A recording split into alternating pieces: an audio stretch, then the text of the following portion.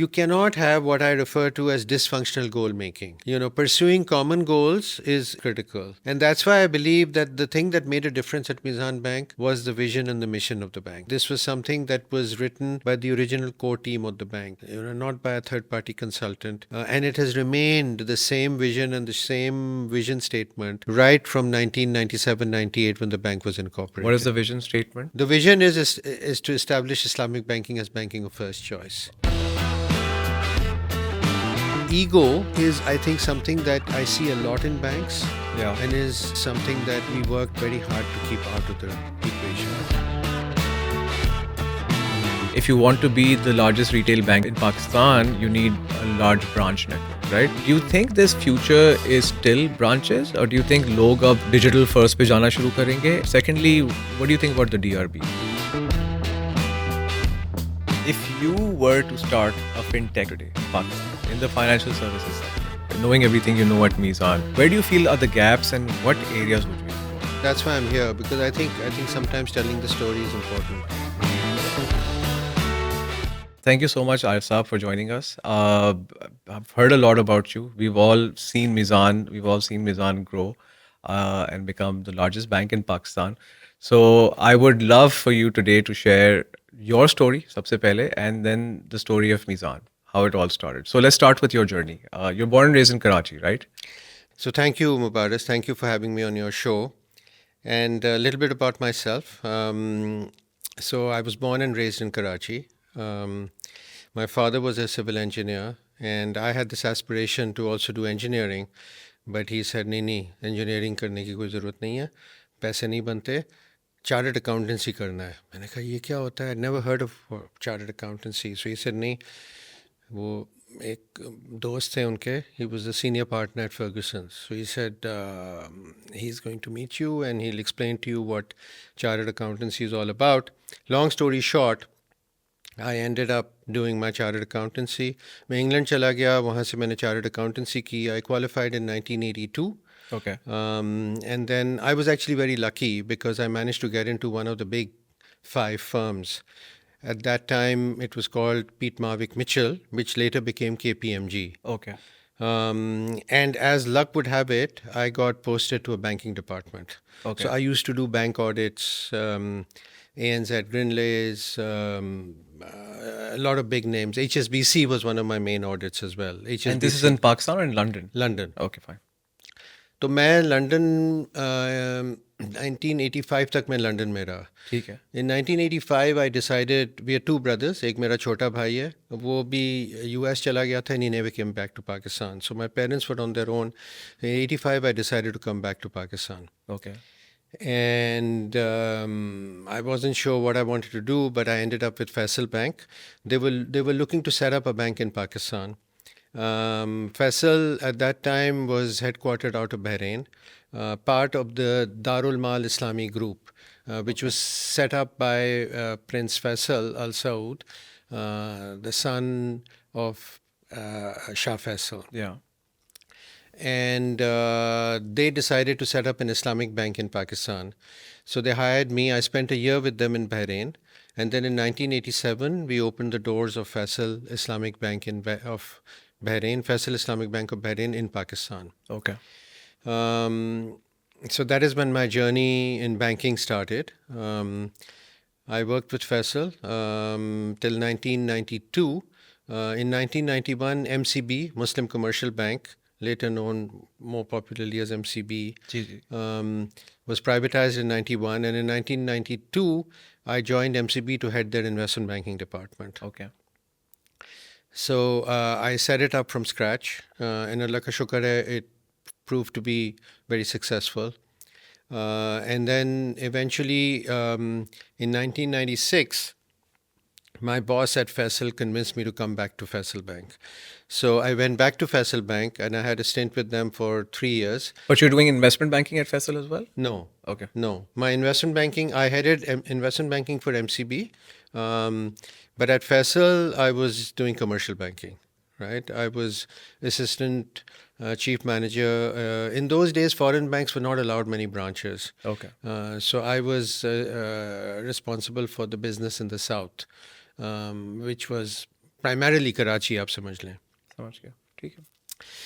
And then in 1999, I got a call from Mr. Irfan Siddiqui that we're looking to set up an Islamic investment bank, and you've been highly recommended, so I'd like to see you. And long story short, I ended up joining at that time what was known as Al Meezan Investment Bank. सही. And Irfan Saab उस वक्त जो थे, he had started this Al Mizan Investment Bank with whom? Who were the people who started Al Mizan Investment Bank? So here's what happened. Irfan Siddiqui actually was the general manager or the number two at Park Kuwait Investment Company, which is a Okay, ठीक है. DFI, Yeah. 50% owned by the government of Kuwait and 50% owned by government of Pakistan. So in 1998, he decided that he would like to set up an Islamic bank. And at that time, the license that he managed to get was the license for an investment bank.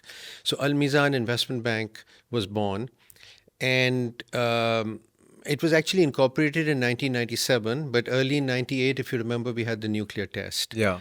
और उसकी वजह से things, Just stagnated, yeah, especially in banking. Yeah, so things went on a almost like on a hold. And then towards the end of 1998, they decided to revive that initiative again. So I was actually fortunate, I think, that I was part of the initial core team. Probably, I don't remember exactly, but at that time, Al Mizan Investment had very few employees. If I remember correctly, maybe 10. Okay. Okay. So I joined as the chief operating officer, so effectively the number two. And we were a small niche Islamic investment bank, focusing on various different investment banking type transactions. And that continued. We were very profitable. Alhamdulillah, Al Mizan Investment Bank was profitable from the first year onwards. Okay. And in 2002, I think it was a godsend that Société Générale, the French bank, was exiting Pakistan. Okay. And someone approached us that would you be interested in looking at acquiring SocGen? And I remember clearly we were a small team. I think we were a team of about 30, 35 people. And so we sat down and we had a meeting and we said, well, life is pretty good. We're profitable. Bonuses are good. So, why would we want to take this on? And then when we sat back, and I'll talk about this later, but for us, the vision and what we were trying to do was very important. And the vision of Al Mizan at that time and even now was to establish Islamic banking as banking of first choice. Okay. Now that's a tall statement, right? It's At a time when there are no Islamic banks, really. at the time there were no Islamic banks, right? And there was no framework by the State Bank of Pakistan to set up an Islamic bank either. Yeah. So we felt that being a small niche Islamic investment bank would not really allow us to pursue our vision in any meaningful way. So again, long story short, we ended up acquiring SocGen. And at that time, we worked closely with the State Bank of Pakistan to actually put together, if you like, a framework for Islamic banking. Because prior to that, there were Islamic banks like Al Baraka, Faisal. Faisal came in as Islamic bank. Faisal came in as an Islamic bank. In fact, the license that the State Bank granted to Faisal Bank was the Arabic name, Masraf Faisal al-Islami. Okay. And it was an Islamic bank. It was only later on, sometime in early 2000, when the management of that bank at that time, for whatever reason and in their wisdom, decided that they would like to pursue conventional banking, so to speak, because in 2002, with the acquisition of SocGen and the introduction of the Islamic banking framework, Meezan was actually the first bank that was officially granted an Islamic banking license. Okay. And Dr. Ishrat, who was the governor of the state bank at that time, I remember at a small ceremony at the state bank, he handed the license over to us, and he said that there's a great responsibility that lies on your shoulders, because Islamic banking was not new to Pakistan. In fact, Islamic banking was first introduced, or the concept of Islamic banking was first introduced by General Zia in 1985. I Okay. remember very well that there was a circular that the State Bank issued, and the subject of the circular was the Islamization of the banking system. Okay. Okay, in 1985, and and unfortunately, that I would say experiment, okay, did not pan out very well. उसकी वजह ये है जो देखें, Islamic banking is widely misunderstood, but there's a certain process that you need to follow. It's very simple. Like आप जब एक जानवर को ज़बह करते हैं, तो there's a certain process, Of right, course. which makes it halal. And if you don't follow that process, it's not halal. It's just as Yeah. simple as that, right? So there's a certain process that you have to follow. But I think, unfortunately, in that first phase, post 1985, I think the Islamic banking was not implemented in true spirit. Okay, and a lot of contracts, the word interest, for example, was replaced with markup, etc. So Yeah. that didn't work. Because at the end of the day, you were doing a sale purchase agreement, and then like even for financing, conventional financing, अभी भी you just Yeah. add the word markup, and आप साथ में एक sale purchase agreement बना देते हैं. Not Exactly. really. Yeah. So you see, at the end of the day, जो customer है ना, your public, they're smart, okay, Yeah. and they know at the end of the day, they know if an effort is sincere and genuine or if it isn't. So Dr. Ishrat at that function said that there's a great responsibility on you, because Islamic banking Pakistan में एक दफ़ा fail हो चुका है, right? और ये हम दूसरी दफ़ा attempt कर रहे हैं. And if it does not succeed this time, then it'll probably be At the end, yeah, you won't be the doing end, it. Yeah. right? It'll. So I think we didn't really realize the implication of that. But anyway, we were granted a license, and at that same time, concurrently, we converted from being an investment bank into a full-fledged Islamic commercial bank, the first in Pakistan.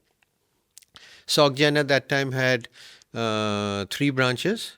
Okay. And we were housed, our office was in FTC. हाँ, अभी भी वहाँ पे है अलमीज़ान का head office, right? अभी Yeah. अलमीज़ान का head हाँ. ऑफिस उधर है, Yeah. और हमारी नीचे एक मीज़ान की ब्रांच है. In fact it's interesting that when I set up investment banking at MCB, the ground floor where the Meezan branch is, I rented that space to set up MCB's investment bank. Okay. I used to sit in that office downstairs. Okay. And then many years later, it's a long story. MCB vacated that whole area, and Meezan took it over. And even that's when you were at Meezan as well, or that was just happened because Irfan Saab and his team before you joined? Yeah. I was at Meezan. Okay, fine. Okay. I have been with Meezan right from the outset. Okay, fine. Sahi, Right. sahi, sahi. So like I would say, I was the core pioneering team, if you like. समझ गया मैं, yeah. Okay. So so they had 3 branches. We started with those 3 branches, and then I think it's been an amazing journey, very gratifying for me personally. But there were a few fundamentals that we were very clear on. I think the experience at Faisal helped me a lot. Okay, because I think at Faisal Bank, Faisal Islamic, I should call it, at that time, for example, Islamic sukuks did not exist. The enabling environment for Islamic banks was very challenging. Therefore, a number of compromises, and the Sharia board allowed us some temporary reliefs, if you like. Okay, but a temporary relief is sometimes a very slippery slope, and so when at Meezan, there were a few fundamental sort of principles, I think, that we agreed right at the outset. And I would say that there were two pillars, okay, that as a core team, we decided that there would be, how should I put it, they would be the fundamentals on which to build the bank, okay? And, and the first was Sharia compliance, okay? Because we were very clear that we what we were attempting to do or what we wanted to do was offer Islamic banking to customers and that it should be credible. The second pillar was service quality. Okay, these were the two pillars right from the outset. We said we did some research at that time. We did a lot of research as to what the customer might expect and so on and so forth. लेकिन बुनियादी बात यह है जो हमने कहा शरिया credibility उस पर कॉम्प्रोमाइज़ नहीं होगा एंड सर्विस स्टैंडर्ड्स पे कॉम्प्रोमाइज़ नहीं होगा हमने कहा whatever we do we have to strive at least to do our best at. Okay, and service was something that, and I would talk about service a little bit because it's very close to my heart, but I think based on these two fundamentals we decided to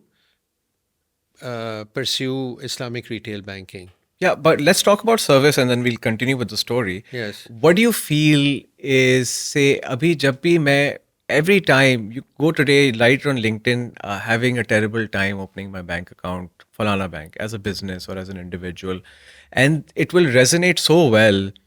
50 comment आ जाएंगे, सबकी अपनी अपनी genuine stories आ जाएंगी, etc. What do you think it is about Pakistani banks that like people are generally very unsatisfied with the service that they offer? Okay, I think that's fair. Okay, what the average person does not understand is that the world has changed a lot since 9/11 and compliance and like Meezan, I think is the only bank in Pakistan that in its during its life has acquired two foreign banks. Okay. What was the second one? The second one was HSBC. Okay, yeah, that and was I'll also come to quite- that later. yeah. But SocGen and HSBC, and both these banks decided to exit retail banking because the cost of compliance became extremely high. Okay. Okay, compliance and the cost of compliance and the risk factors of compliance are extremely high. Okay, I think I don't want to talk too much about it, but I think we're all aware of what happened at HBL. Yeah. Okay, in New York. Yeah. Okay, and I mean that has had a disastrous impact on HBL. It's a great bank, it's a great brand, but at the end of the day, one small compliance hiccup, okay, cost the bank very, very, very dearly, right? So compliance is a factor which I think a lot of people do not comprehend fully. So opening an account, for example, has a lot of challenges for a bank because compliance requirements of the central bank and also because all trade transactions are predominantly conducted in US dollars, okay, and banks do their dollar clearing through New York, okay. So there's a very high level of compliance that banks need to follow. And when you're opening an account, when you're onboarding a new customer, okay, there's the principle of what you call KYC. Okay, know your customer, anti-money laundering, so on and so forth. So these are, I think, some factors which make the account opening process really difficult. Or more difficult than one would like. Let's put it that way, right? But having said that, okay, I think your experience with different banks will vary. So some banks it'll be a little better, some banks may be a little worse. So there are other factors that come into play. Also, who you are will also determine the experience you have with the exact same bank and maybe exactly the same branch. Of course. Right? Yeah. So there's a bit of a level of concierge service being there as well in terms of banking. Like if you are someone that the bank or the branch manager or the region head, cluster head, whoever knows well, बड़े आराम से सब कुछ हो जाएगा आपके लिए. You get a VIP treatment, of course, and then लोगों के घर जाके भी अकाउंट खुल जाते हैं, KYC हो जाती है, and there's some people who have to come to the branch thrice or four times before something or happens. even more. Yeah. Again, that's a reality, and Yeah. I think I would like to say that that's not restricted to Pakistan only. Anywhere Okay. in the world, depending on who you are, Yeah. the treatment you get is so. In the ideal world, there should be no difference, but it's Yeah. not that. Okay, um, and so that is a reality. Now, yes, we may not like that, but at the end of the day, the bank is also doing a business. Of course. So if you're a high net worth customer, or you're a who's who or a somebody, Yeah. then the treatment you get will be a little different. I mean, banks have different segments, right? You have a so-called premium banking segment, Bilkul. okay, and you get special treatment there because your relationship with the bank is more valuable, okay. But having said that, there are different factors that that that result in the accounting opening process. I wouldn't say to be broken, but it is difficult. Okay, so compliance is one, but generally, branch managers sometimes are a little hesitant because if something goes wrong, their neck is on On the the line. line, right? Yeah. So it's a balancing act. How do you give your branch team the comfort, okay, that that they would not be the scapegoat or the fall person, if you like, in the event that something were to go wrong. Okay. Because there's so many different compliance checks that banks need to do, whether you're on prescribed lists or sanctioned lists or so on and so forth, without getting into detail, right? So, wo hai, okay? But service doesn't mean only account opening. Okay. Service means everything that you do with the bank. ठीक है. And at the end of the day, at least one of the things that I felt worked for Meezan Bank was the fact that we were able to implement service. Um, and I can talk a little bit more about that if you like, Yeah, of because course, of course. Yeah. देखिए, service is not just a statement, right? That यार वो service अच्छी होनी चाहिए. Yeah. Okay, service means that you need to measure what you're doing, you need to monitor what you're doing, and people need to know that they're being monitored and also being held accountable, right? So at Mizan Bank, for example, very early in our life, we implemented a very comprehensive service quality infrastructure. Every single branch had a service coordinator, what we called a SQC, a service quality coordinator. Okay. Okay, every single branch. But that's in the early days when we didn't have that many branches. And then there was a hierarchy, and the service hierarchy did not report to the retail bank head. Okay, it reported directly to me. Oh wow. Okay. Okay, All yes. the way there. So like it like bypass the retail head and just straight to you. Straight, yeah. It was headed by a senior person within the bank who reported directly to me. And what were you monitoring as personally? So when these people came and reported to you, so were there any metrics specifically that you're Of measuring? So, course. yeah. So what were the important metrics to you to measure? Because what I'm interested in knowing is how do you measure customer experience as a bank in Pakistan? Like, what are the metrics that help you determine that? So we've got there are many metrics. Okay, I'll give you some examples, but Yeah. essentially we have what we call ISMs, internal service measures. Okay, so at the end of the day, you have metrics for things like even account opening. How long did the account opening process take? Okay, the account form, if you like, was centralized subsequently. Initially, it was done at a branch, but subsequently was centralized so that you would monitor how long it took at the centralized account opening department, okay, to process a certain account opening, and that interaction, how that went or how long it took. So that's one metric. The counter service, how long are your queuing times? Okay. You know, I mean, honestly, very, very comprehensive internal service measures. Okay. And every branch would be given a color coding. Okay. Okay. So you had indigo, which is the best, Okay. then blue, which is okay, and then red, you're in trouble. Okay. Fine. Okay.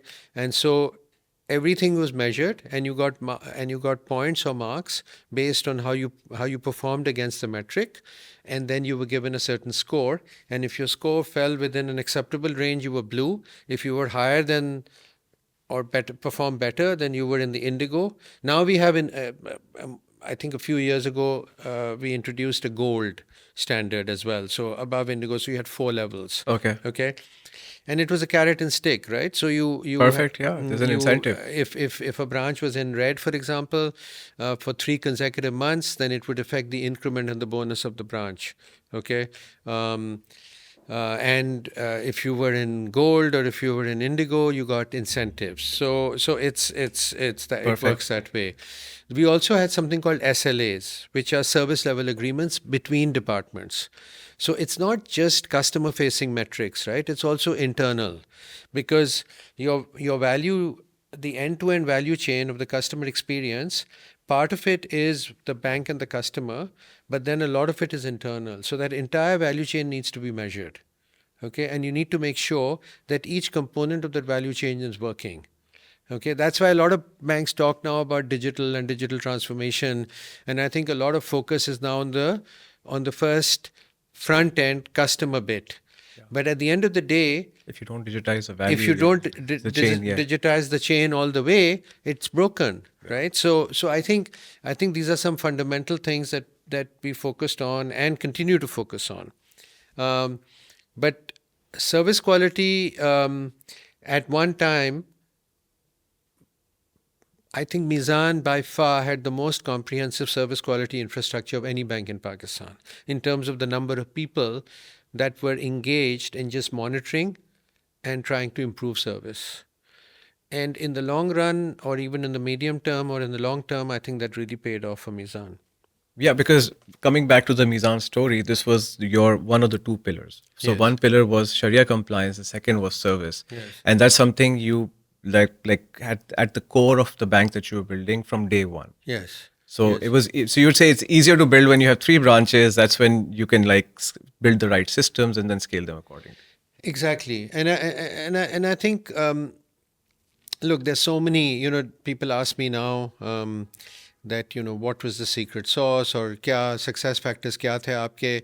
There's no one thing, right? There's so many different factors. First and foremost, I think Allah ki taraf se jo hai na, matlab, there's no doubt in my mind that जो बरकत है वो मीज़ान bank को अल्लाह की तरफ से एक special बरकत मिला, जिसकी वजह से हम आज यहाँ तक पहुँचे हैं. There's no question in my mind, because we just happened to, things just happened for Meezan Bank.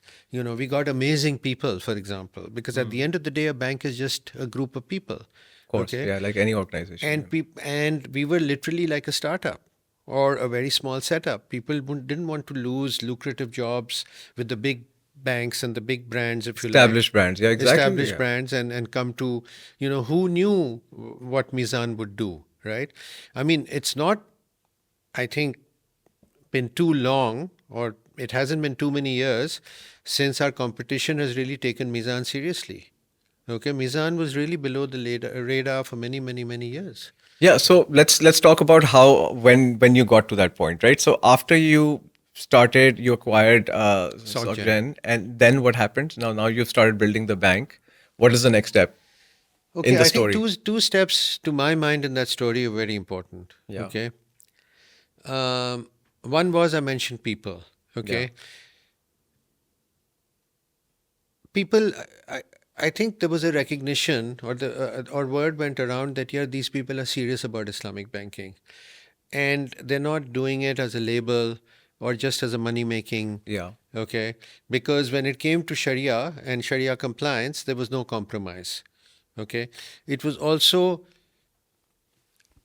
there are only 2 things in the bank, and whenever I stood up and did a town hall, or internally whenever Irfan Saab or myself, when we would speak, we would say that there were 2 things within Meezan that had zero tolerance. One was Sharia compliance, okay, and the other was integrity. Okay. And we demonstrated that as well. So when it came to Sharia compliance, we were a very harsh Okay. ठीक है, but like that's a line. You can't cross that You line. can't cross that line. Otherwise, I think the culture at Meezan Bank was a family oriented culture. We did not, and we never pursued a hiring and firing type culture. Okay. Okay, very culture is something which I've studied a lot, and I'm fascinated with. Different banks have different cultures. There's no such thing as a good or a bad culture, but I think the culture we nurtured at Meezan Bank worked for us. Okay. So let's talk more about it, right? Yeah. Because you, I sorry to interrupt yeah, that. yeah, Yeah. go for it, go. No, but I do want to finish this, okay? Yeah. Because what I'm saying is that culture plays a part. So, the culture that we nurtured within the bank, I think attracted good people as well. Okay, we were able to get on board people. I mean, I'll give you an example. Um, um, our head of corporate, for example, who joined us and helped us propagate Islamic banking in the early days of Mizan Bank, was not a banker. He was the CEO of a multinational company called Delphi Diesel Systems. Okay, wow. Okay. Who's this gentleman? If you can... Najmul Hassan. Okay, fine. Okay, he used to do a dars on Fridays. Irfan Saab went to the dars one day and he told me that, yeah, I went to a dars. It was quite interesting. Why don't you come next Friday? So I went the next Friday and he used to do a PowerPoint presentation in English. Okay, and we were very impressed with him. So we spoke to him that, would he be interested in joining Mizan? And our objective at that time was, because we felt that creating awareness of Islamic banking was very important. Of course.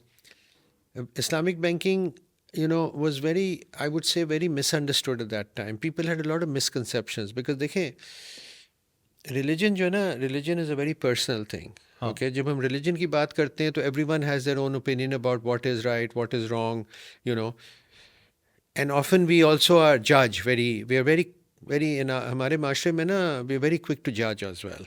Okay, that यार ये तो सही नहीं है, ये काफिर है, ये हराम है, ये हलाल है, बिल्कुल etc. ऐसे ही. Right? So the question is that we wanted to spread a lot of awareness of Islamic banking. So Najmul Hassan came on board. We did seminars all across the country, not propagating Mizan Bank, okay, but propagating Islamic banking, okay, because we were very clear that Islamic banking is, if Islamic banking grows, Mizan will grow. Okay. Yeah, rising tide lifts all boats, right? Yeah. Exactly. If one of the, one of the debates we used to have in the early days was, we used to do a lot of training, and we got on board Sharia scholar. We set up a Sharia, like a research department, product development department. We had many people in that department, and the question was that should we share some of this knowledge that we were incubating within the bank with other Islamic banks. And the team felt fiercely that no, we should not. But I think our view was that no, we should share whatever we are learning or developing. We should share it, and we should also impart training, because the pie is big, right? And so we didn't want that we should be the only Islamic game in town. Okay, if other banks come in and the pie grows, then it's good for the industry, it's good for us. Okay, so we were very clear in that. So what were the other factors at Mizan, right? I think the other factor, other than getting on board really good people who wanted. So before we go to other factors, my question was on the people question, right? And I think Meezan is the OG startup. Like it's an actual unicorn. Pakistan has produced. It's in one of those. So you spoke extensively about people and culture. What I wanted to know from you is when you were hiring those people, what were you looking for specifically? And कौन सी ऐसी strategies थी hiring के लिए that worked really well for Meezan? Okay, great question. So I think, and I would give a lot of credit to Irfan Siddiqui on this one, that we felt that Islamic banking should not be a 9 to 5 job or a 9 to 6 job. Okay, the type of people we wanted to bring on board were basically people who believed in what they were doing. Because if you don't believe in what you're doing, you can't sell the product, right? It's very simple, right? You have to believe in what you're doing.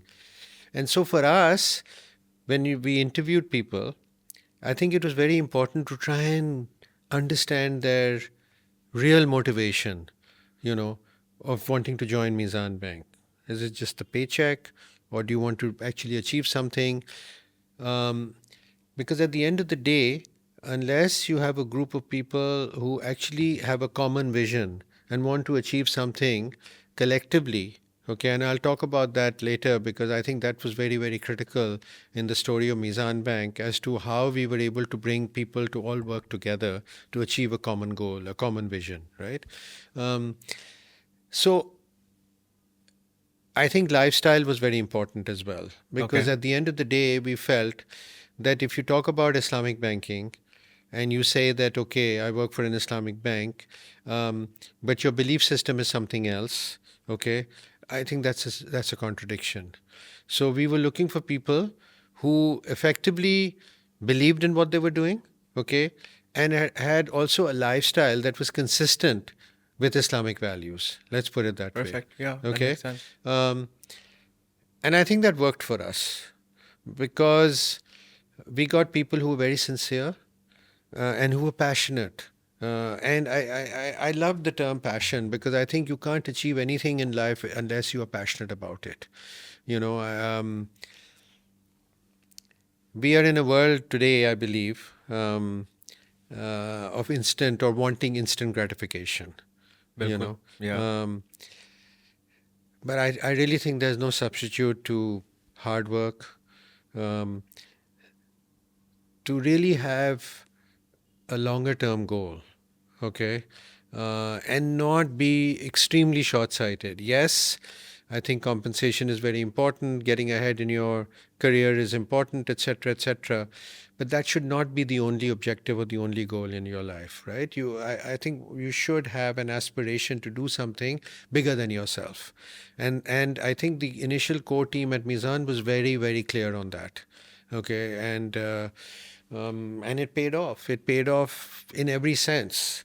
Um, also financially, I Yeah, think of I think course.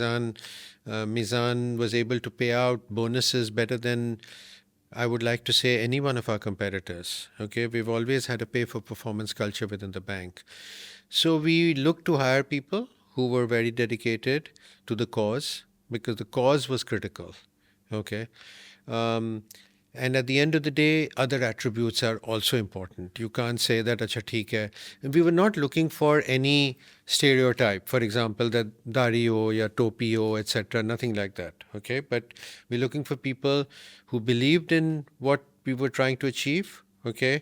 And at the same time, had the requisite skills to deliver on what they were required to deliver. Yeah. Okay.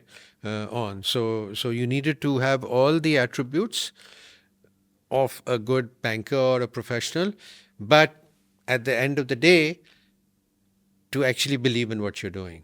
And the product that you're selling. Exactly. Yeah. So the organization. Okay, fine. That's so that was one of the main guiding principles every time you were hiring someone. Yeah, and it's interesting because there would be a lot of internal discussion and debate on the product, for example, and one principle, if you like, or rule that we had within the bank was that, look, there are 20 people sitting across a table, and you can debate, argue, discuss, and I can agree to disagree. Everyone has a point of view, and that's fine. But at the end of the day, when a decision is taken, okay, then everyone has to come on board with that decision. You cannot continue to pursue your own agenda. Okay, so we were very clear on that. That's That very interesting because I read that about Amazon. Jeff Bezos had a very clear rule where he would say, I will debate anything endlessly with you. As long as you're bringing something to the table, we'll debate it to the end, and whoever you are at the organization. But once a decision is made, disagree and commit. End of story. that's it. Yeah, that's it. So I didn't know that. That's Yeah. interesting, and I can assure you that we didn't borrow that from Amazon. Because you were doing it at the same time as Amazon was. Probably, Yeah, maybe. because it's the same trajectory, right? Yeah. But we were very clear on that because you see, you cannot have what I refer to as dysfunctional goal making. Pursuing common goals is critical. And that's why I believe that the thing that made a difference at Mizan Bank was the vision and the mission of the bank. Okay, this was something that was written by the original core team of the bank, not by a third-party consultant, and it has remained the same vision and the same vision statement right from 1997-98 when the bank was What is incorporated. the vision statement? The vision is to establish Islamic banking as banking of first choice. Okay, fine. That's been consistent throughout. Yeah, and Okay. and then the mission has various attributes to it, Of course. but Yeah. one of the attributes, and you asked about people, Yeah. is the mission statement states that respect for individual enterprise. Okay, we respect each other and we respect each other's enterprise.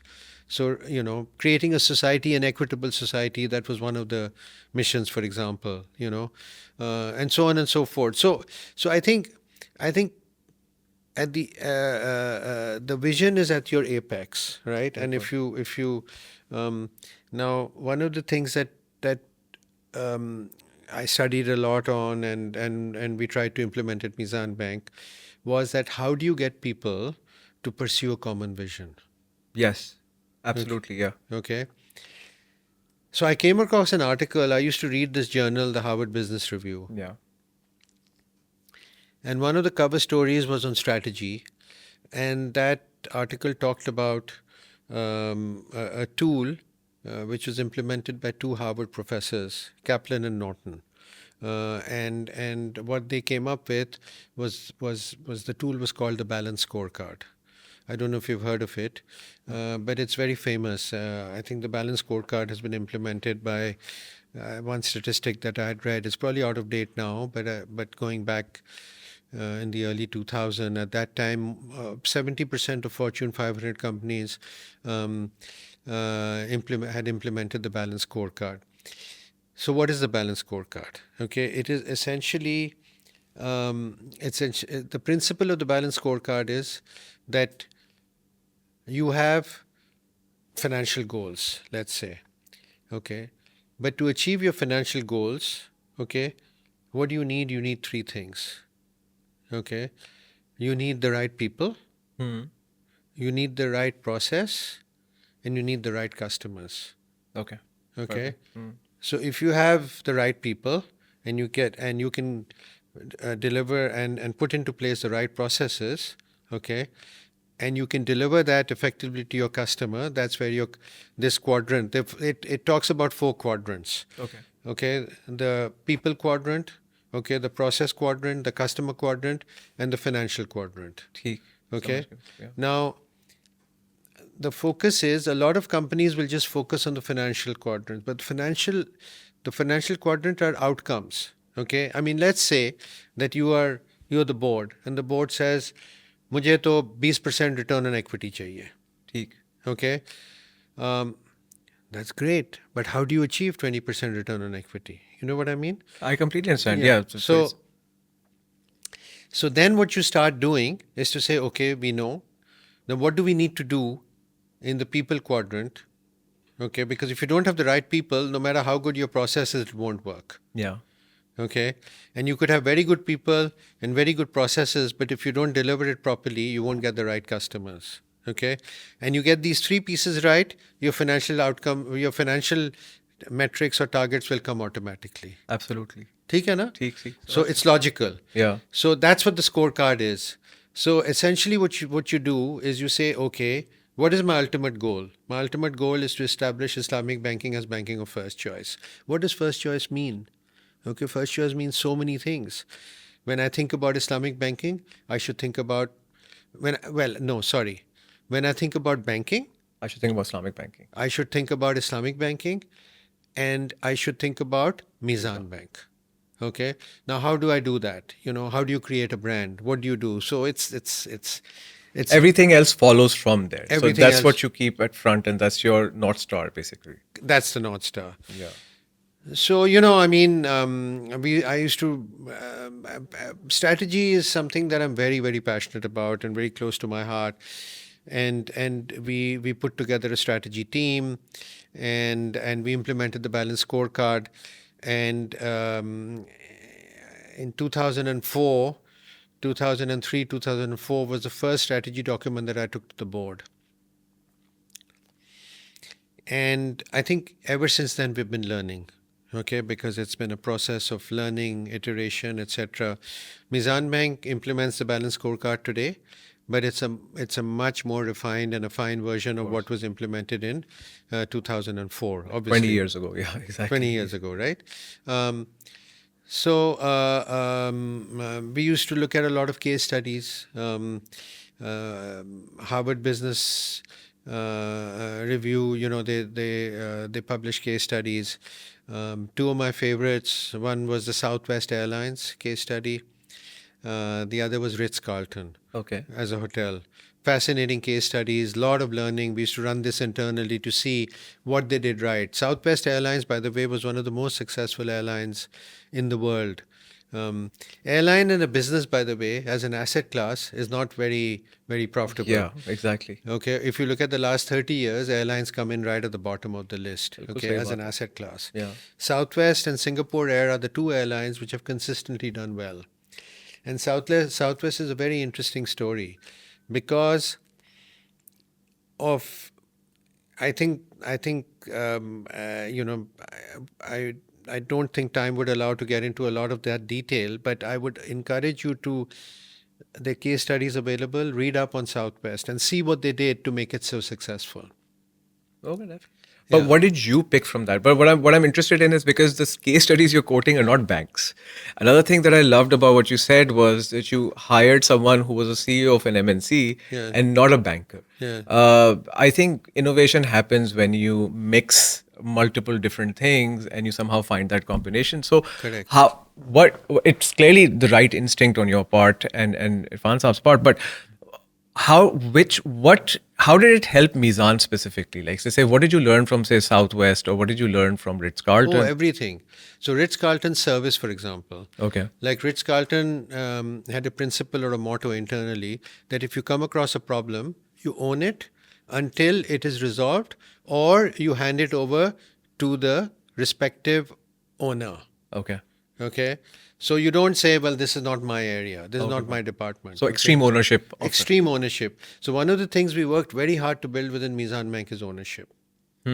How did you build that in an organization? Like, how do we do that today? That's $1 million question again. Yeah, it's not easy. Okay. But it comes with leadership, with teamwork, with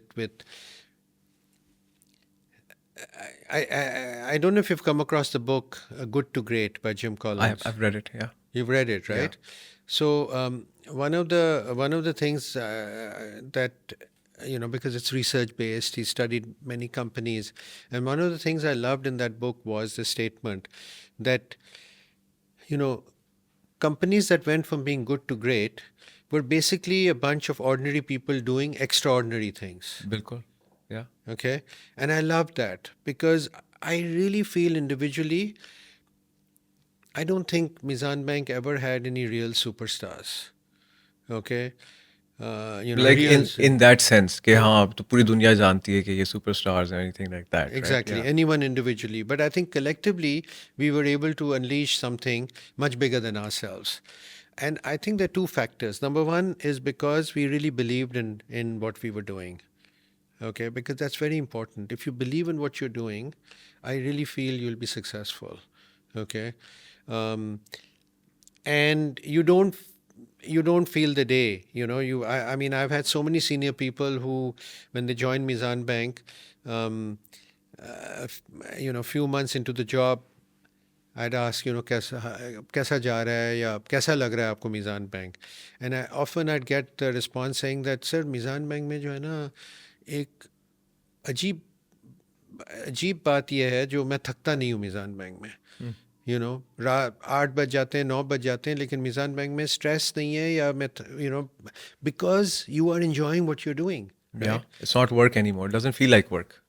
But there's also another factor there, and that also a lot of people highlighted to me, is that both Irfan Sahab and myself worked very hard to make sure that there's no politics in the organization. Okay? Very interesting. Because if you're concerned about what Mubariz is going to do and stab me in the back, then I'll focus a lot on you and not on my job, right? But if I used to make a statement, and I stood by it, that there's only one thing that will get you ahead at Meezan Bank, and that's merit. Hmm.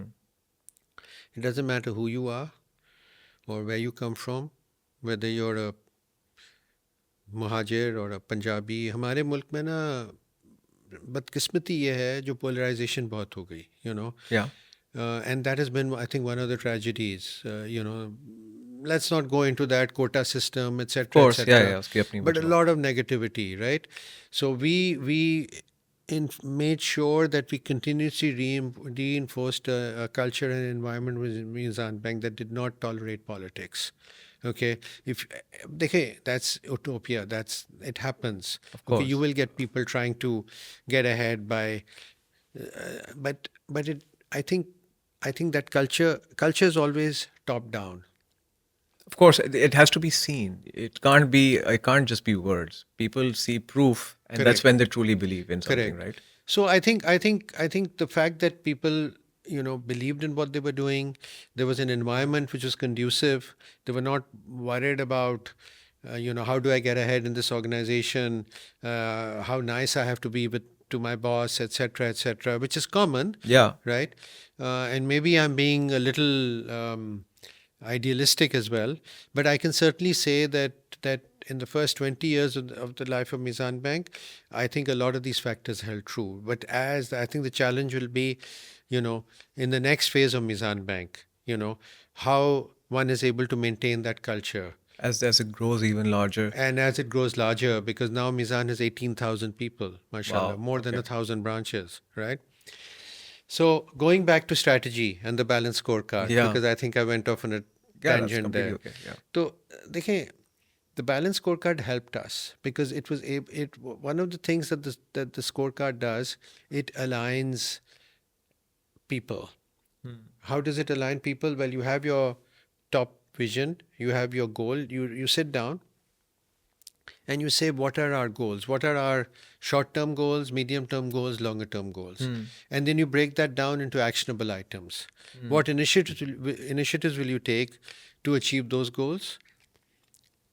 What is your timeline? And then did you deliver within that timeline or not? And then it goes all the way down. For example, ideally, you should be running your appraisal process using the scorecard. ठीक. Right? Like at Meezan, for example, every branch manager has a scorecard. ठीक है. Right, all the way down to that level. And the appraisal is not that area manager likes the guy or doesn't like the guy. It's a very objective process, right? But do you think that kind of restricts or like, so sure, I completely I aligned with that because that helps with certainty as well, right? I know exactly what I need to deliver and I know how to. But do you think that somehow misses something as well? Like if someone went a bit overboard, someone did anything extra that was great, etc. Is there some flexibility component in there as well? Yes, of course there is. Okay. Dekho, the idea is how do you reduce subjectivity and Huh. increase objectivity, right? But subjectivity is always there. Yeah, it's also important to highlight. And it's some- important. Yeah. So I think one of the things that we implemented at Meezan was a pay for performance culture, Okay. where our fixed compensation was probably at the lower end of the market. Okay. But our variable compensation was definitely by far at the higher end of the Oh, market. okay. Sorry. Okay, I would say the highest. Okay. Okay, so your top performers in the bank. I mean, I had come from a culture at MCB where, or even at Faisal for that matter, where your top performers might get 4 salaries as bonus, and your bottom performer would get 1. Okay. So the delta, it doesn't work. You should Yeah. ठीक है यार, बहुत तीर मार लेंगे आप तो मुझे 3 बोनस दे देंगे, क्या फर्क पड़ता है? I'm Right. happy with 1 or 2. You know what I mean? I know what you mean. But when that delta is 10 times or when it's 20 times, then it makes a difference. The incentive is strong enough. Yeah. Yeah. तो एक तो ये culture हमने implement किया. उसके अलावा ये था जो you then have very, very actionable initiatives that you put into place. Okay, there's a method to the madness. Okay, you have very, very clear well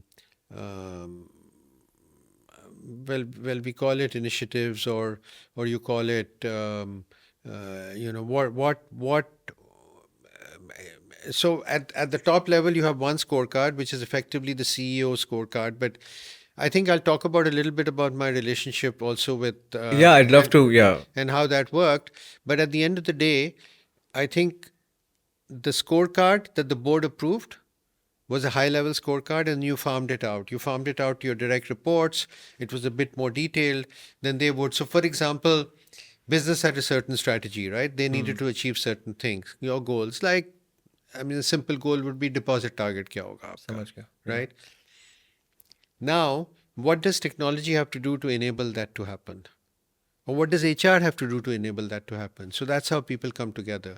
And that's where those SLAs in our service measures came into play. That they're internal service measures, like service level agreements, बिल्कुल. what each department will deliver to the other. Because every department has a customer. Some departments have a customer like you that's outside the bank, and other departments have a customer within the bank. सही. Right? But each one of those value chains need to be measured And monitored and and monitored, yeah. etc. Right? So the scorecard enabled us to put that into place, and strategy is something that we built using a bottom-up approach. And we would have offsite sessions. The first strategy session that we actually had was at the Arabian Sea Country Club. We went away for the weekend, Okay. and we had wives participate as well Okay. in the first session. And we this is wanted, back in 2002, 4, whatever. this was in 2003. Okay. Yeah. Okay. And the idea of having the wives was that, look, we wanted to also give the wives a little bit of a flavor or exposure to what the bank was trying to do, and also get input from them. And we got some very valuable inputs. Okay. But at the end of the day, I think if your wife, because if your home environment is supportive of what you're doing, They buy into the mission. Yeah. it buys into the mission. So how do you create, you ask the question, how did you create that ownership, right? Yeah.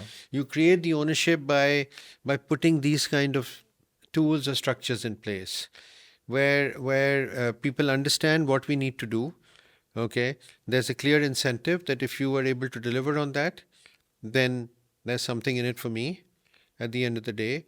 Other than what you get in this world, there is also an element of what you get for what you're doing for the hereafter, right? Akhirat ke liye aap kya kar rahe hain? And that was understood, and you also believe in that. So I think some of these factors I think played a big part. But I think strategy, the offsite strategy sessions we had, we engaged everyone to try and build consensus, because that develops ownership Yeah. when you engage people. True. We had clusters, right? So each department we went away that you create your cluster and you come back with your scorecards and your suggestions. Then we put the whole thing together and we created our first document, which we presented to the board in 2004. That was our first strategy document. And then over the years, I think we are running at, I can't remember, maybe 10th or 11th now. But when we look back, right, I mean, I can tell you that the first strategy document of 2004, Allah ka shukar hai, every single goal that we set for ourselves, we achieved. And there was not like, it was completely aligned with what needed to be done as well. It's not like इसको change करना पड़ा या कुछ radically नहीं, off देखो the. strategy जो है ना cannot be set in stone. Strategy course, आजकल yeah. के ज़माने में तो you have to change every 3 months, right? In those days, that document was a 3-year document, Okay. right? But you do need to adapt and change. But fundamentally आपका एक road map set हो जाता है. समझ गया. Yeah. Okay, roadmap आपका clear है, people are aligned on that roadmap, then everyone can work together, and then you unleash a power which is bigger than, the whole is, क्या कहते हैं उसको? The whole is bigger than the sum of the parts. Sum yeah. of the parts, Yeah, yeah. exactly.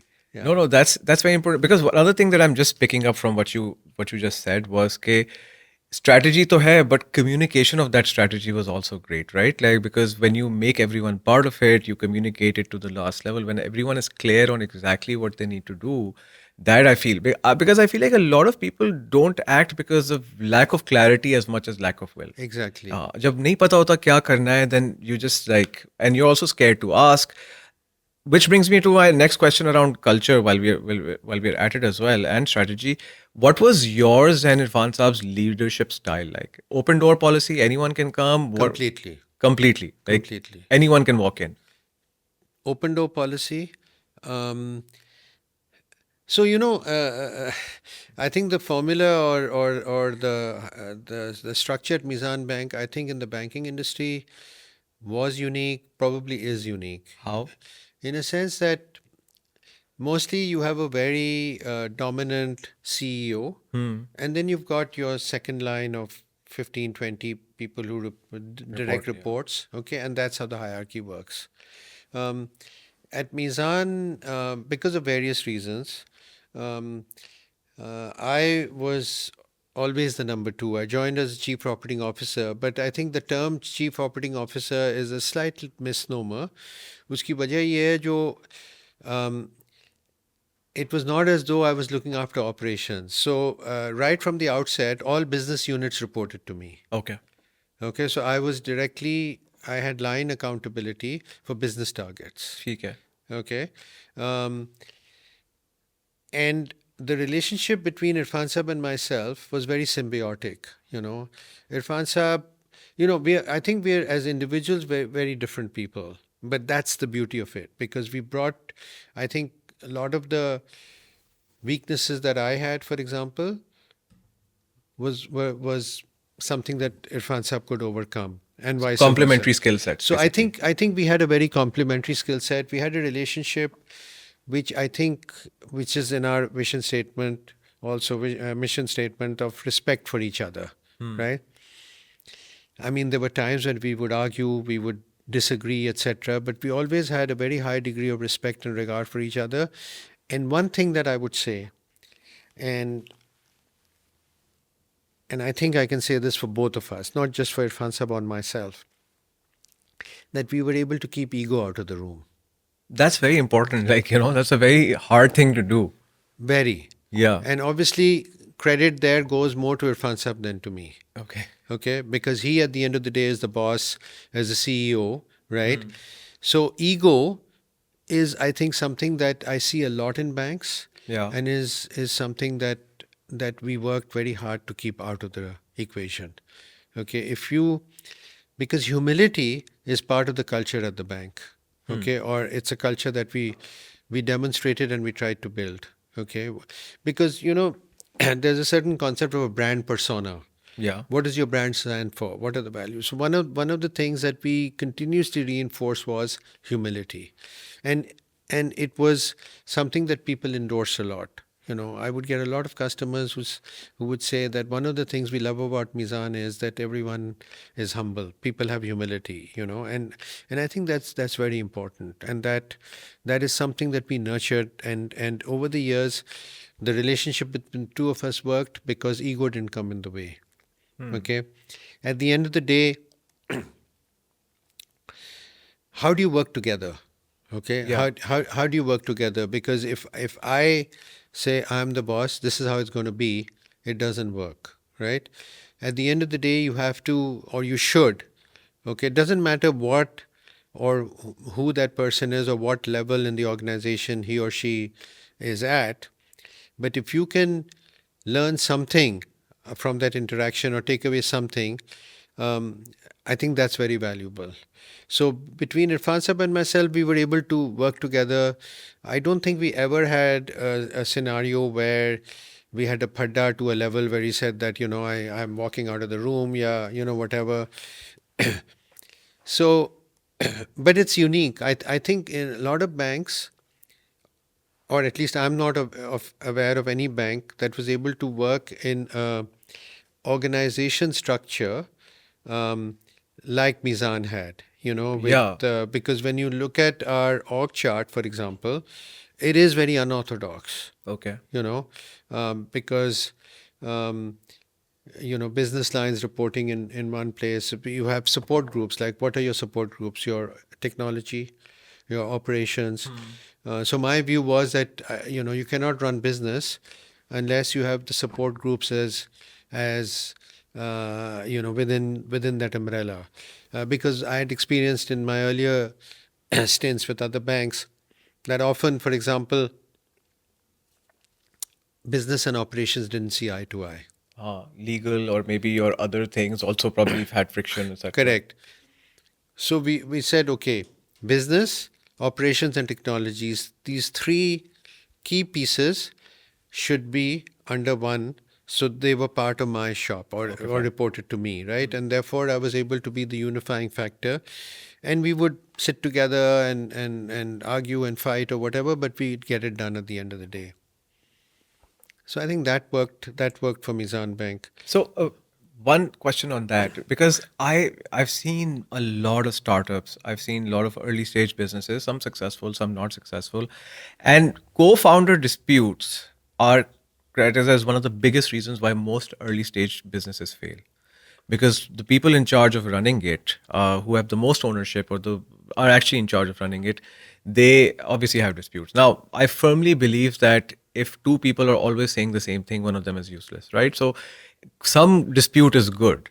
It's healthy for the business. You get multiple perspectives. Now, when you disagreed, what was the dispute resolution or the disagreement resolution process? I, Mubariz, there's no. I think there's no right answer for that. I think a lot depends on your personality. ठीक है. Of course, we had a lot of disagreements over various, not just on some matters, big or small or whatever, but I think the important thing is, and I'm repeating myself, but the important thing is that I should respect your point of view, right? And I should actually make a sincere effort to try and understand what your point of view is. बिल्कुल. Okay, because often we say that yeah, ठीक है, we will discuss, हम argue करते हैं, and you give me your point of view and I'll give you my point of view. But typically what happens is that the boss says that यार देखो, I'm prepared to listen to your point of view, but it's rubbish. मैंने पहले से ही सोचा हुआ है मैंने कि सोच लिया है ये सही है. हाँ, ठीक सही. है ना? तो ये point of view है. Point of view ये नहीं है. This is my way or the highway. We have never, and again, I would say that that's the respective personalities, where I think it was just one of those things that happened. I mean, my being in Meezan Bank is also, a little bit of, I wouldn't say, um, I mean, for me, it was a big risk, okay, because, leaving an established bank and Yeah. joining effectively a startup is a big risk. But, Yeah. but at the end of the day, I personally never thought of it that way. I was involved with setting up Faisal Bank in Pakistan, right, as a core team. So, and because I had that experience from my days as a chartered accountant in England, auditing banks, I had a very deep understanding of the grassroots of a bank. So I had reasonable confidence that one could make it happen. Now that sounds like a pompous statement, but if you believe in yourself, like a lot of startups, right? I mean, if you think about it, it's a bunch of crazy people, 100%, yeah. coming together and trying to do something, and a lot of them fail. Okay, but how do you nurture a culture in which you're not afraid of failure? Okay, we say that, but we don't mean it. Okay, so I think one of the things that we worked hard to do was also to say that yeah, we don't have a hiring and firing culture at Meezan Bank. If you make a few mistakes, that's fine, because you're a better person if you learn from those mistakes. Okay, and at the end of the day, if you are able to nurture that or encourage that a little bit, it gives people a lot of confidence, and you can do something. But honestly, it's when you have founders coming together, in my opinion, the reason why they can't work well together is because of ego. Yeah. I really feel that, because either I'm looking at you and I'm thinking, okay, well, I'm just a lot smarter than he is. I mean, what value have you brought to the table? Idea Right. मेरा था, सब कुछ मैं कर रहा हूँ. It's very easy to get into that syndrome, where you are thinking that I'm the guy. Yeah. I know a lot of people who left Meezan Bank thinking that yeah, ये problem क्या है, but at the end of I could do something on my own, but it's that collective effort and that wisdom where the power of individual people coming together is so much more than one charismatic individual trying to do something. So I think unfortunately, I have seen a lot of startups where founders fall apart.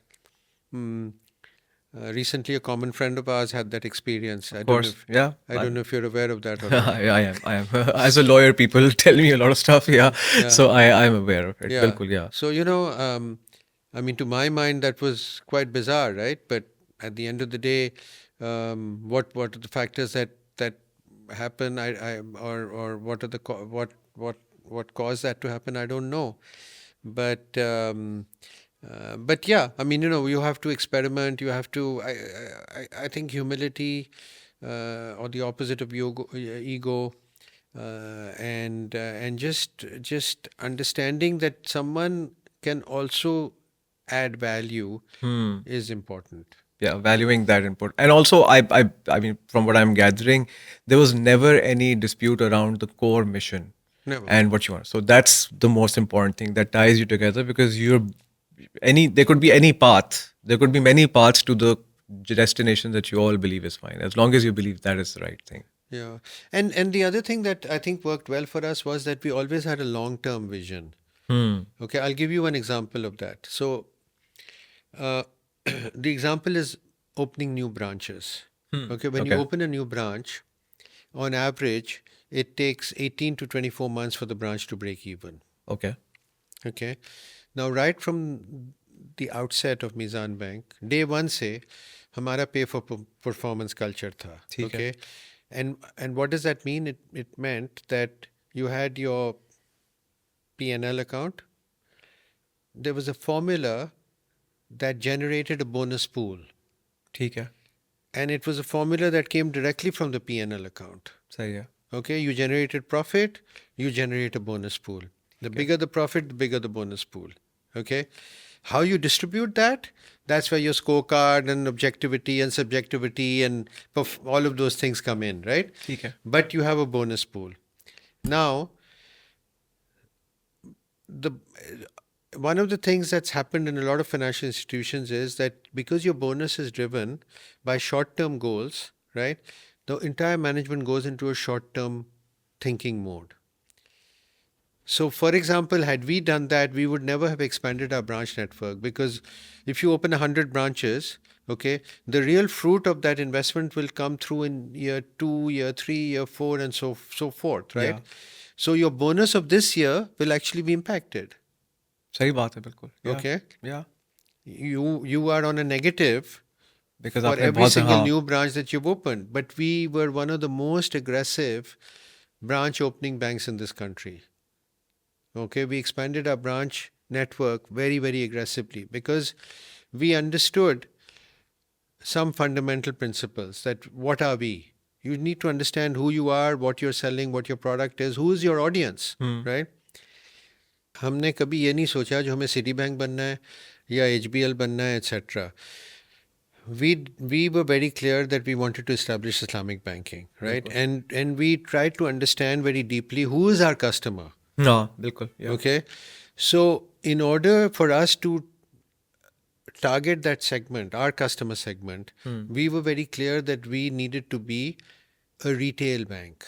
ठीक है. Okay, a solid retail bank, and everything that comes with that. So one of the things to be a successful retail bank is that you need to have a very comprehensive branch network.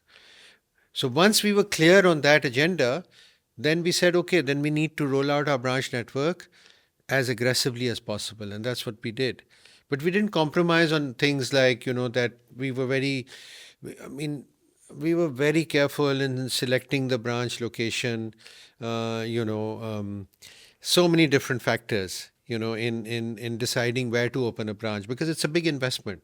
Okay. And it takes 24 months, 18 to 24 months to like break even. Yeah. Exactly. So, but if we had a short term goal, अगर हमारा ये objective होता जो भाई इस साल का bonus ठीक होना चाहिए, बाद में देखी जाएगी, right? Then we would not have done been very clear. That's what I mean by dysfunctional goal making.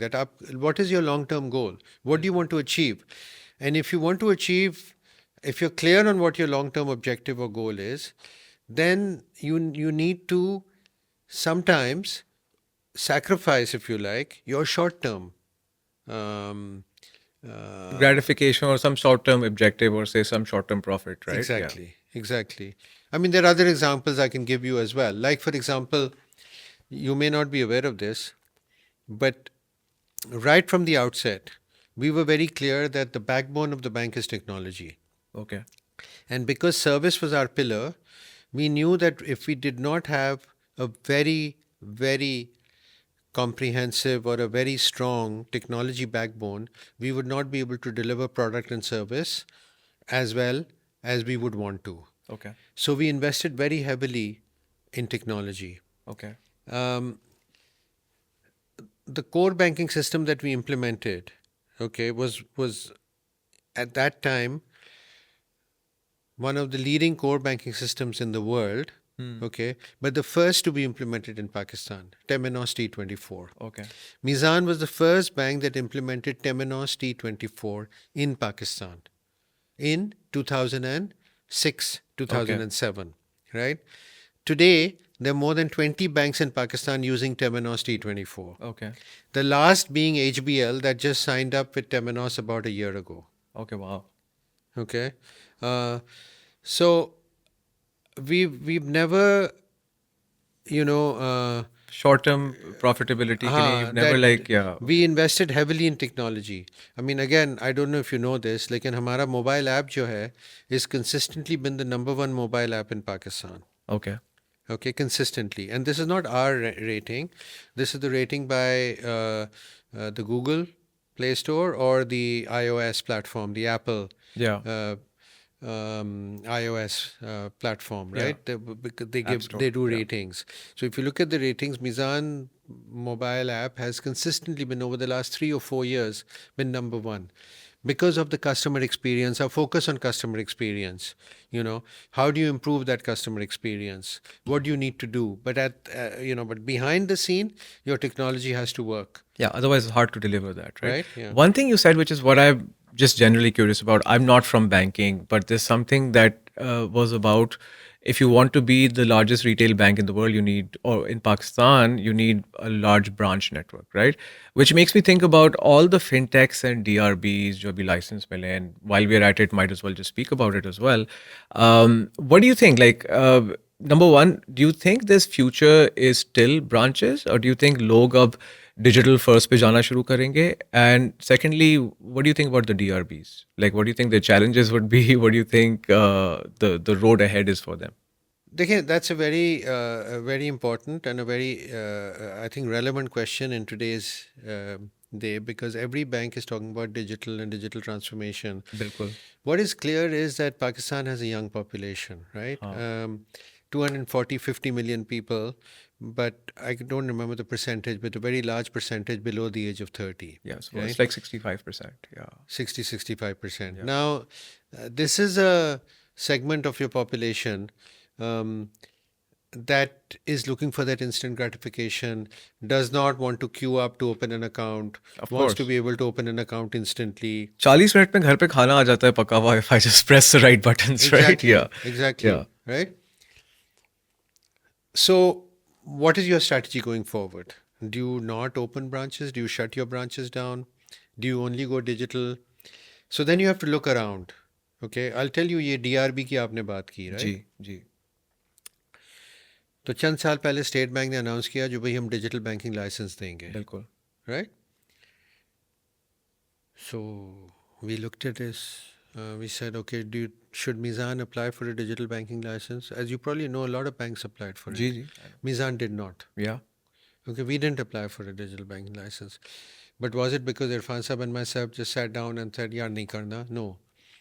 We obviously thought about it, yeah. We put a very, I would say, a large team together, and we gave them a mandate. They went out, they researched on the neobanks, every segment of digital banking around the world and what the experience has been. Then we sat down and we spent a lot of time debating this. I can assure you we spent a lot of time debating it. But at the end of the day, we decided that for Meezan Bank, the strategy or the approach going forward, we felt would be one of digital transformation. And we drew some inspiration from a very successful bank in Singapore called DBS, Okay. Development Bank of Singapore, which from being the worst bank in Singapore is now by far the best bank in Singapore, and now internationally recognized, has received the best retail bank of the world, I think a number of years running. Oh, wow. Okay. Yeah. And over what period did they transform? Good question. I don't remember, but Okay, you fine. should read I you will. should look it up. Yeah. DBS. And we drew a lot of, there's a lot of material on DBS, a lot of case studies, a lot of books written um, of what they did. It's a very interesting story. Okay, we ran a lot of case studies internally on the DBS story, but it was all about digital transformation. My opinion going forward is that you will have a mix of both. Even in well-developed markets like the US or Europe for that matter, customers still want to walk into a branch Okay. Because of a sense of trust, security, feel safe that way. because they do want, for more complex banking transactions, you want to be able to sit down across a table and discuss something with a human. Now that may all change in a few years with AI. Yeah. Your interaction with a chatbot, for example, will radically change over the next few years. Of course. It's Right. already Yeah, I gone mean, like, Chat GPT, for example, has changed our lives, yeah, right? exponentially improved it. Yeah, Yeah. I mean, I think there's no question in my mind that there will be a move in that direction, a direction towards the digital world.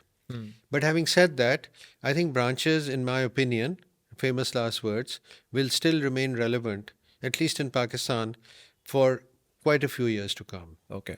And you talk Okay. about multiple decades or At least a decade. at least a decade. Okay. Fair enough. Yeah. Okay.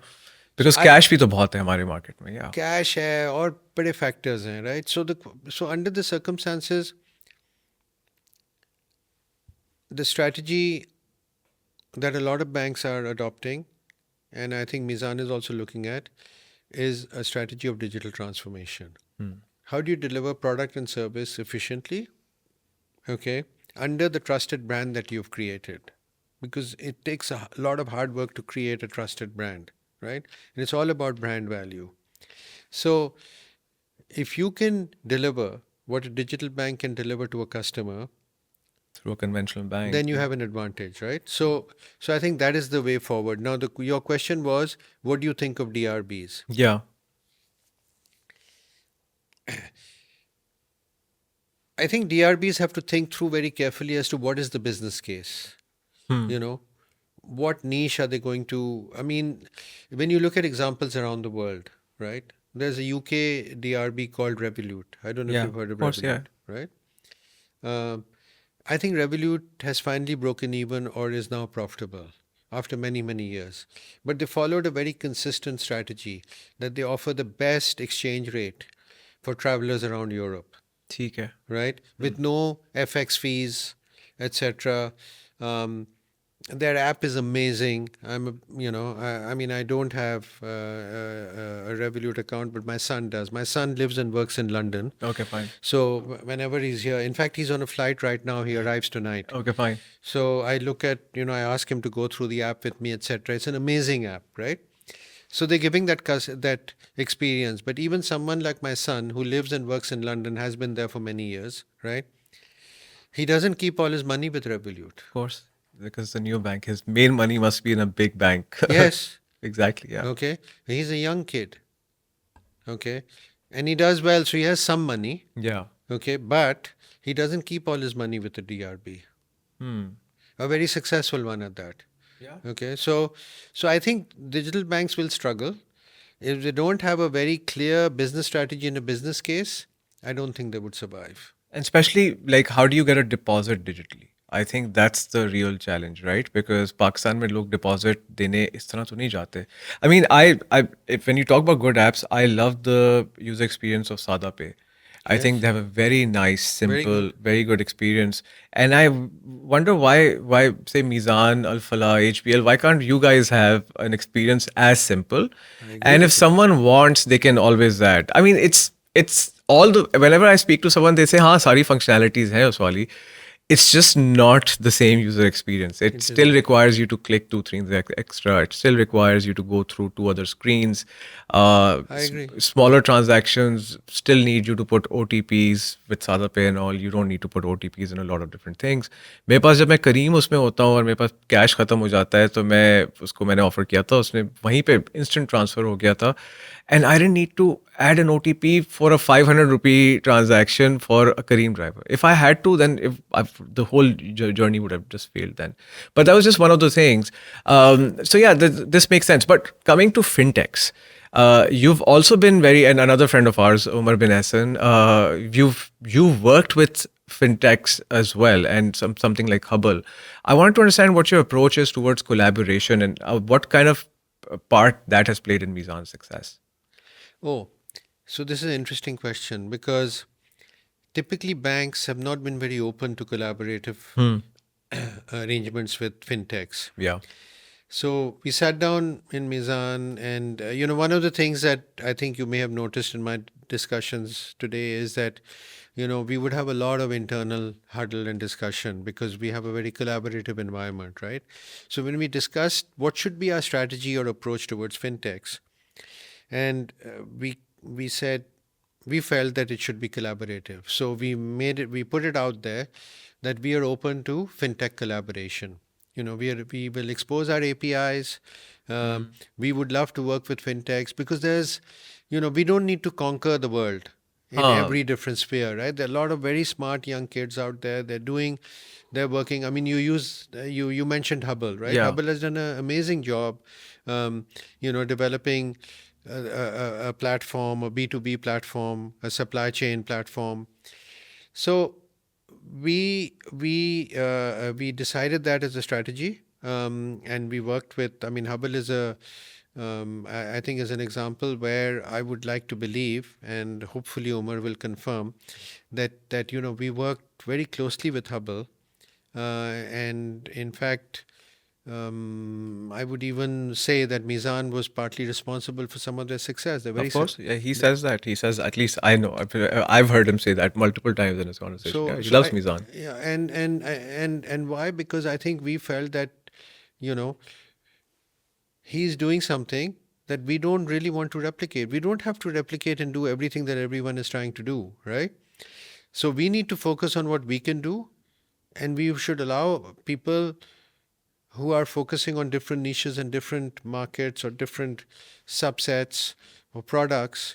Let them do it. Let them develop that market, right? And this comes from your fundamental laser focus on the mission that you're on. Correct. So otherwise, you get distracted into many different ways, right? If you Correct. try to build everything for everyone. Yeah. Yeah, and Hubble from the day one has been very clear that whatever they do, they would want to do it within the Islamic Yeah.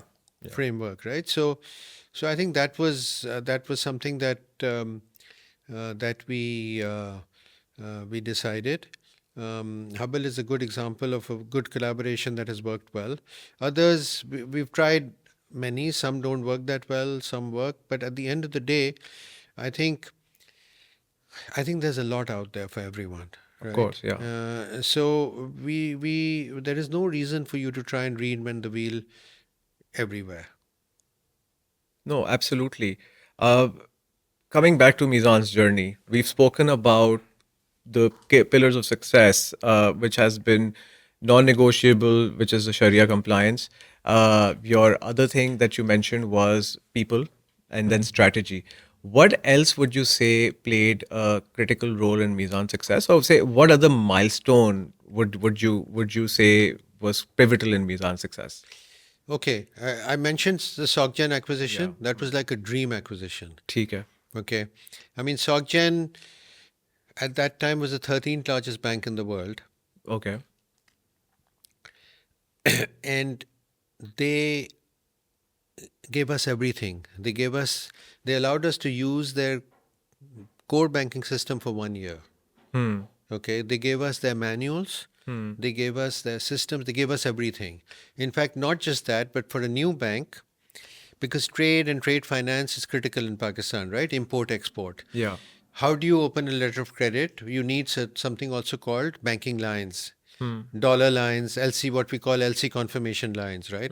SocGen gave us a LC confirmation line in 2002 of $20 million for a new startup bank that was huge, right? Yeah, exactly. Dream come true. A dream come true. So they gave, we literally hit the ground running. ठीक है. I think the second, I wouldn't say pivotal, but a very important acquisition for Meezan that worked very well was the HSBC acquisition, Wow. And that happened how long after SocGen? 2014. Okay. Yeah. Okay, there again, it was very profitable acquisition for us. We got some very good staff. Their cash management platform was excellent. We got a team that did, we didn't even have a cash management product. We developed that. We now have over 1,500 or 2,000 mandates in cash management. We got good. Our head of HR came from HSBC. So we got some very good people. We got some good systems. There was good learning. They had a good credit card, not a good portfolio. A lot of it was bad, but we I was part of that portfolio at one point. Ji. really. Yeah, yeah. You had a HSBC card. I had HSBC card because I used to work at a law firm called Ordignum and हमारा वहाँ पे account होता था company का भी Ordignum law firm का भी and then they तो वो हमें ज़्यादा offer करते थे. Actually, I had a story. मेरा उस पे एक card पे था which I had disputed an amount with HSBC and I think they were getting acquired so they didn't really bother for a few months and then when Meezan acquired it. The recovery department started calling me and I said, no, I'm disputing this. And then एक दो मेरे पास ज़रा बदतमीजी वाली calls I which all recovery departments are. I actually emailed you. You would not remember this. I emailed the banking ombudsman and I put some other people in that and just cold email saying okay, this is what's happening, etc. And I put the relevant person in there as well. But then I got a very conciliatory call and we resolved the matter in a week. so, Well, you're not the only one. Yeah. I used to also have an HSBC card long time ago. Okay. Before Meezan. Yeah. Okay. And my son was studying at a university in UK. तो मैं visit कर रहा था and I said चलो we go for lunch. तो उसका एक दोस्त भी साथ था. So 3 of us went to Pizza Hut. Okay. Okay, and we had a pizza. And the bill I remember was 29 pounds. Okay. Or 19 pounds, sorry. Okay. 19 pounds. This is a long time ago. तो जब मेरा credit card statement आया HSBC का उसमें 19 pound के 2 charges थे exact same time same everything 219 pound तो मैंने HSBC को ख़त लिखा जो भाई ये गलती से आपके 2 चार्जेस आ गए तो I immediately got a reply back saying that this is a form you have to complete it and submit a claim form I said अच्छा okay so I submitted a claim form nothing happened 3 महीने बाद एक letter आया जो जी आपका claim हमने reject कर दिया है okay, 19 pounds and I was their priority customer. Yeah. Okay, so banks are terrible at handling this kind of thing. Of course, yeah. And that was the type of portfolio that they had, but what we got was a good system from them. Okay. HSBC was a world-class bank of course, at that time. And I know because I used to audit HSBC. Okay, yeah. I used to audit. I used to spend 3 months in a year at the HSBC office in London. I still remember 99 Bishopsgate. I was treated like one of the staff members there. So HSBC was a great acquisition for Meezan Bank. I think so many different factors. I would also say one of the fundamental factors that played a critical role in Meezan's success, which I think remiss of me, मुझे पहले इसका जिक्र करना चाहिए था, was our Sharia board. Okay. Okay, and the role that our Sharia advisor, Dr. Imran Usmani, he's no longer our Sharia advisor. Mufti Naveed is presently the Sharia advisor of the bank, but at that time, Dr. Imran, Maulana Taqi Usmani's son, who was the chairman of our Sharia board, was also our Sharia advisor. And one of the things that made a difference was that we had Dr. Imran full time with us. So it was a continuous iterative process. And so product development, he was really part of it. Huh? Correct. Yeah. Instrumental. So one of the learnings from the Faisal Bank experience was that you went to the Sharia board once every 3 months, right? You would stand up and give a presentation on product, etc. What you communicated, what the Sharia board understood. Sometimes there were some gaps, right? So things were broken. The communication was often broken. But at Meezan, we were able to work very closely with our Sharia board and the Sharia team. And I give them a lot of credit because I think बहुत support किया उन्होंने Meezan Bank को in being, innovative is a double-edged Yeah. word, right? Yeah. Because innovative could also have different connotations. But understanding the customer need and then coming up with a solution which was completely Sharia compliant was what the product development team, working hand in glove with the Sharia board, was able to do. And I think that was absolutely critical in Meezan Bank's journey, and the credibility that it brought, and the confidence that we were able to build. Because in Meezan, for example, we had a complete independent Sharia audit structure as well. Okay, so you've got the board, then you've got the Sharia board, and then you have a Sharia audit team. You also have an internal audit team, then you have the external audit. So you've got levels of oversight were multifold within the bank, right? Sharia audit completely independent. And if a transaction, sometimes मैंने process की बात की थी ना, you have to follow a certain process. Whatever you are doing, you have to follow a certain process. Now, sometimes mistakes would happen or documentation was not complete. The Sharia audit or the Sharia compliance department, if they pick something up, the profit on that transaction would go to a charity account. And that charity account would be quite substantial, right? But we never compromised on that. So I think Sharia audit, Sharia compliance was pre-disbursement. So every single transaction that the bank did had to go through a Sharia compliance as well, independent. Okay. So that helped in establishing the credibility of the bank or the brand, if you like, which I mentioned at the outset, right? Exactly. तो वो बहुत ज़रूरी था मीज़ान bank के लिए. The Sharia board working hand in glove with the Sharia advisor and the Sharia product development team. At one time, we had over 50 MBAs of IBA LUMS type stature in our Sharia team. Oh, wow. Okay. Okay. So it was very okay. Sorry. So serious investment. Yeah, and you also help develop talent for the market. Correct. Yeah, I because I also want your thoughts on this. Is ke abhi jo like all the conventional banks have to turn into Islamic bank in the next few years. What do you feel about that as a mandate, and how do you think that will impact banking in Pakistan? So I think it's very clear that the roadmap has been set, right? Yeah. And the State Bank is also very clear and very serious about it. Yeah. I think banks are working towards that goal. It won't be easy. A lot will depend upon will, because if you have the will to do something, you can do it. If you don't have the will, it's difficult. So a lot will depend upon how the banks and the respective management of banks. Recently, because Islamic banking, especially because Meezan was very profitable or is very profitable, I think a lot of our competitors felt that, yeah, Islamic banking is the game in town because that's your ticket to profitability. Yeah. But, I would like to say that there's so many different factors that come into play for profitability. What is your cost income ratio? How do you manage cost?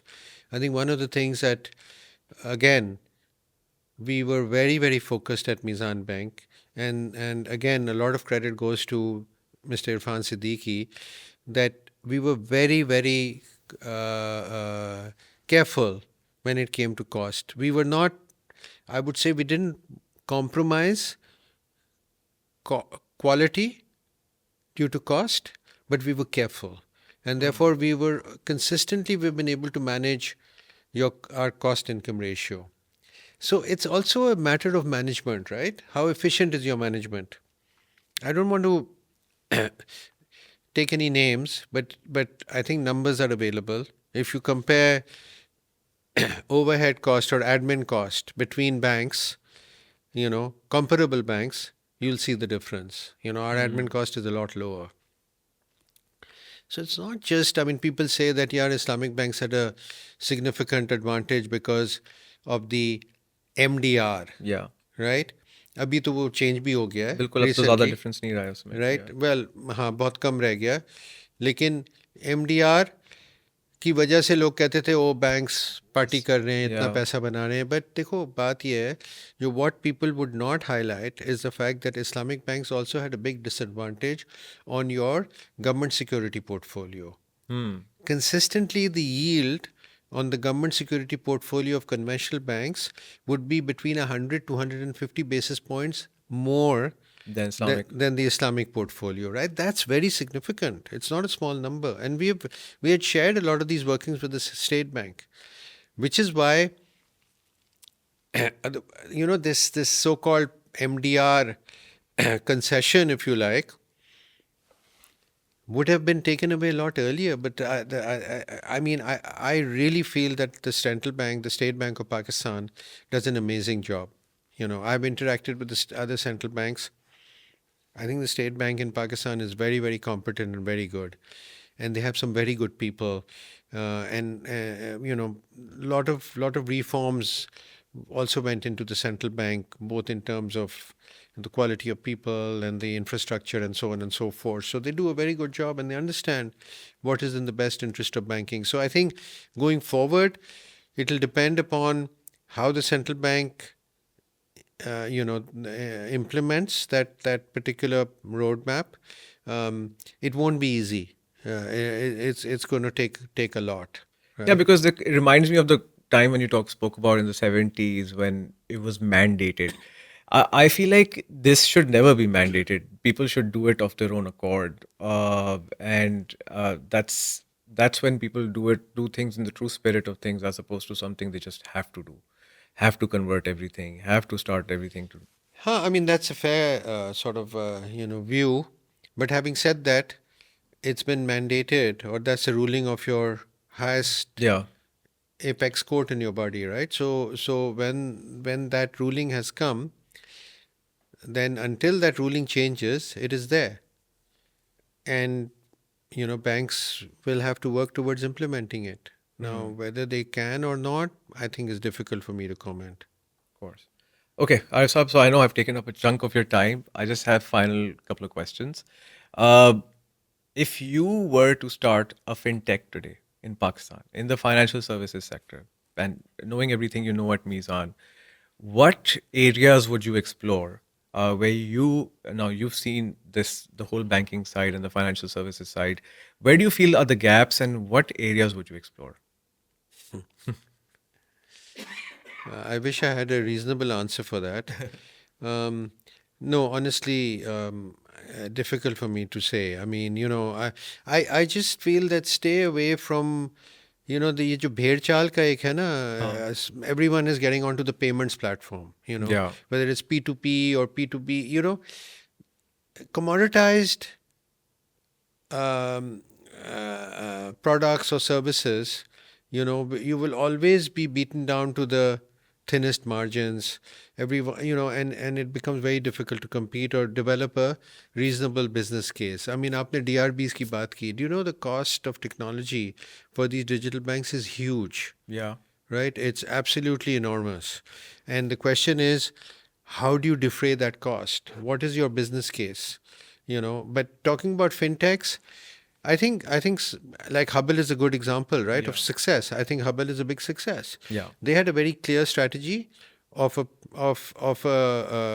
supply chain platform, and that's where we plugged in as well, because Mizan provides some of the financing Yeah, between the apex corporate and the distributors, for bilkul. example, Yeah, right?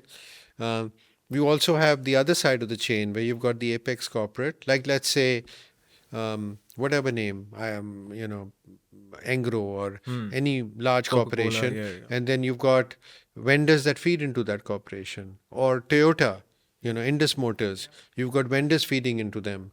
So fintechs that could tap into that supply chain. I think there's an enormous opportunity there because there's a lot of credit that goes in there. But fintechs need to have deposit is the key. How do you access deposit? How do you make that happen? Or you give a product or a service where you should be able to charge something and charge something consistently and sustainably. Because otherwise you'll get others coming and and competing with you, and very soon you don't have a game which is viable. Okay. Makes sense. I don't know if that No, that's at least good indication. yeah, I Last have no idea what would make a fintech work, to be frank with you. I think it would take take a lot of imagination, a lot of hard work and belief.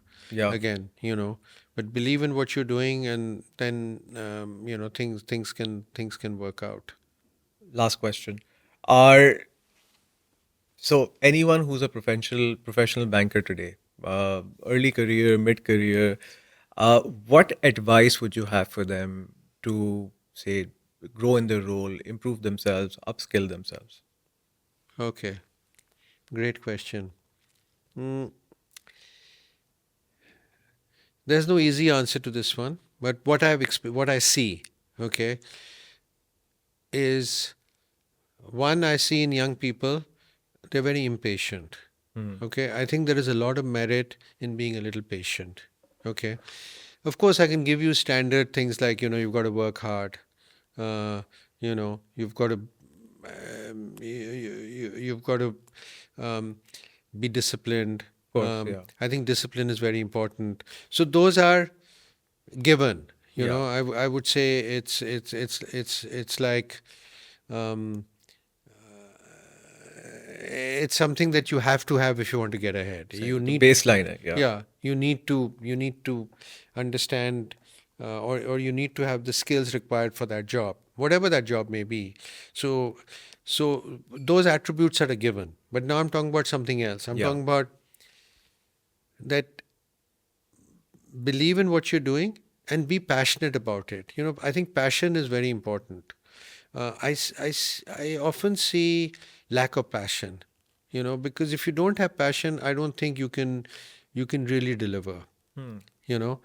Now, how do you nurture passion? How do you develop passion? I think it comes from a belief in yourself and a belief in what you're doing. Okay, that unleashes passion. Um, and be a little patient, because too many people are just wanting something way too early in their career, and they're very unrealistic about their own assessment. A lot of people are very unrealistic in assessing their own um, their own capabilities. Um, a lot of young people believe that, okay, I should be the CEO of this company, but have you really evaluated yourself? Do you think you can? Because if you make you the CEO and you fail in a year, you're done, right? Yeah. So realistic assessment of your capabilities is also something that I see lacking often. And limitations, yeah. Yeah. Exactly. Another one last comment I have on this is that I think, unfortunately, you've heard of this old phrase, the grass is always greener, Yeah. right?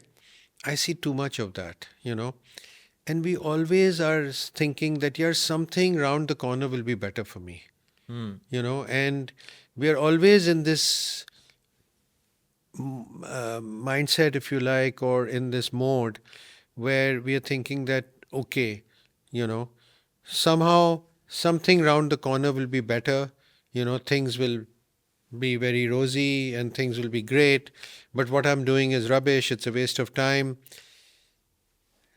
It's counterproductive. You've got to focus on what you're doing today. And yes, you should have a career goal and a career objective and work towards that objective, and that part will be realistic in your own assessment, realistic in what you can achieve within a certain time frame. Because I really see a disconnect there. I feel that a lot of young people are expecting too much too early, and they have a chip on their shoulders. Some of the kids who come out of the your top schools in this country, I don't want to take names, right? Yeah. But they have a chip on their shoulder. They believe the world owes them a living. No one owes anyone a living, Yeah. That's right? a hard reality that That's a sets hard in. reality, Yeah. right? It doesn't matter. That piece of paper you have gets you through the door. But after that, it's what you do on the day that matters. And Okay. consistently every single day. And consistently, Yeah. right? So if you believe that yeah, ठीक है, I've been there, done that, मेरे पास ये कागज आ गया है, I put it on my wall, and now everyone should. Doesn't work that way, and I've seen that a lot. And also, I think yes, changing jobs is fine, okay. And to get ahead, sometimes you need to change jobs, but do it, um, do it smartly is not the right word. I think do it for the right reasons. Which Or are like something that aligns with your values. aligns with your values, aligns with your longer term goals, right? Um, and comp should not be the only objective there. I know it's important, महंगाई का ज़माना है, it's easy for me to sit here and say that your comp is not important. Of Yeah. course it's important, Yeah. right? But at the end of the day, that should not be the only factor.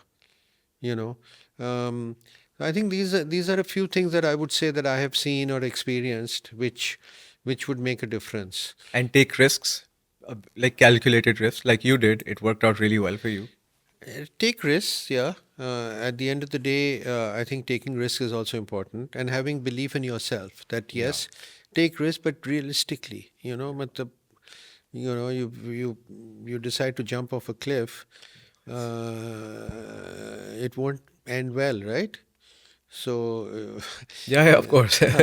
it's got to be risks that are thought out, that are well considered, and have reasonable chance of success.